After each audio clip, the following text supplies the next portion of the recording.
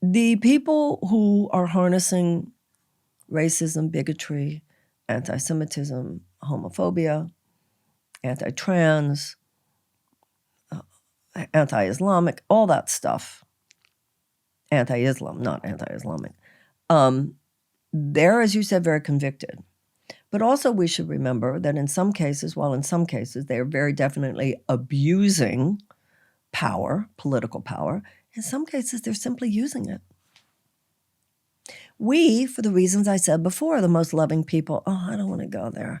I have to show up for a political rally. I have to give a donation to a political campaign. I have to support somebody on a political, and I have to put them on my social media. And if I put them on my social media, some people don't like her. So, if mud's been thrown at her, they might throw mud at me, and I have to protect my own brand. All that stuff. So it's not fear of what they're going to do to us. It's old-fashioned capitalist brand protection. And that's what I think is an interesting challenge for the higher consciousness community right now.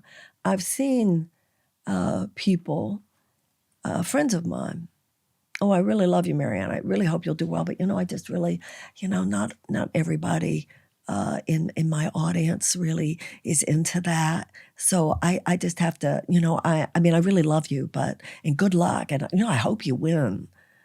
I said, well, will you post about me? Oh, I just think. So no matter who we are, there is a challenge. Now, I'm not saying that everybody agrees with me politically. That I respect. But when it's somebody who basically does agree with you politically, but I just don't want to say it because, not everybody agrees with me and then not everybody would like me. Wow. Courage is needed at this time. Bravery is needed at this time. And that's the conviction. To be convicted behind love means I'm going to do it whether people like me or not. And then what happens is, I read a story once. It wasn't a story, it was about a study. And it was a study about women, but I don't think that this is really gender-based. I don't think it would be different. And it was about women who are in, let's say, a corporate setting. And something comes up. And the woman says, well, I don't know. I think we'd make more money this quarter if we did that, but that's really not healthy. I think it actually manipulates the child into behavior that's probably not healthy for them. Now, if she's the only one who says that, the whole room, silence and awkwardness, and people are thinking, oh, what'd she do, go to California for the weekend?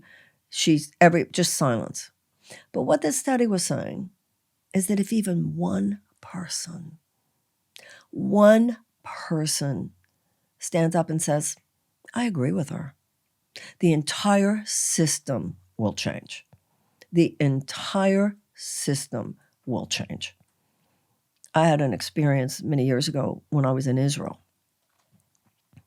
And I was on this trip, and there were a lot of funders of Israeli, museums and art institutions and educational institutions, etc.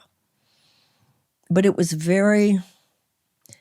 a trip that you would not have even known that Palestinians existed. And I knew where I was. And so I didn't want to be, it was not appropriate for me to be a bomb thrower there. No pun intended, to be. So I kept my mouth shut for a long time. And then the last day, we were in this room where somebody was giving us a lecture about something going on in Israel. I just couldn't take it anymore. And it was my last day, and the room was filled with, there were maybe around 30, 35 people in the room, and they were all people who were on this trip and were donors.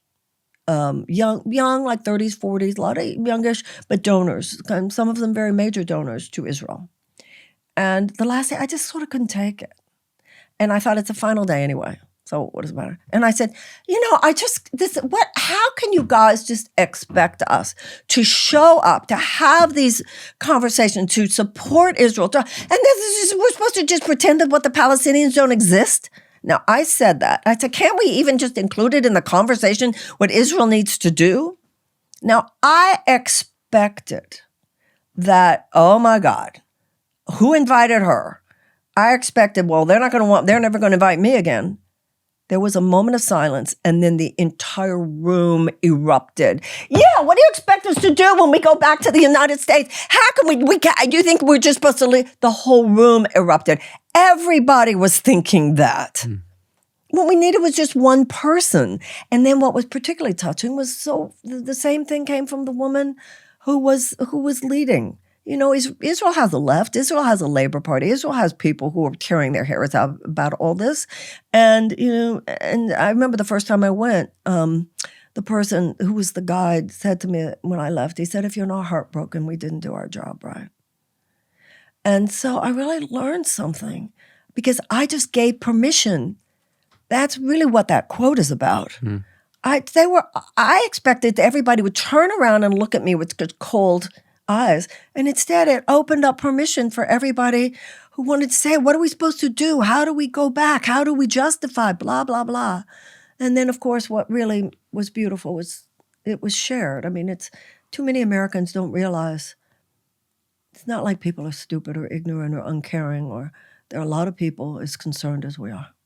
You spoke to there how courage really can be the catalyst for so many people to have that permission. And that's this moment. That's this moment. And especially when I see the whole brand protection thing in our community, and its posturing is just, oh, it's love. No, it's not.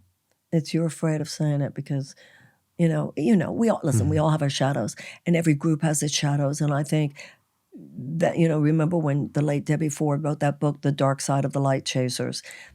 It's a form of that. It's a form of spiritual bypassing.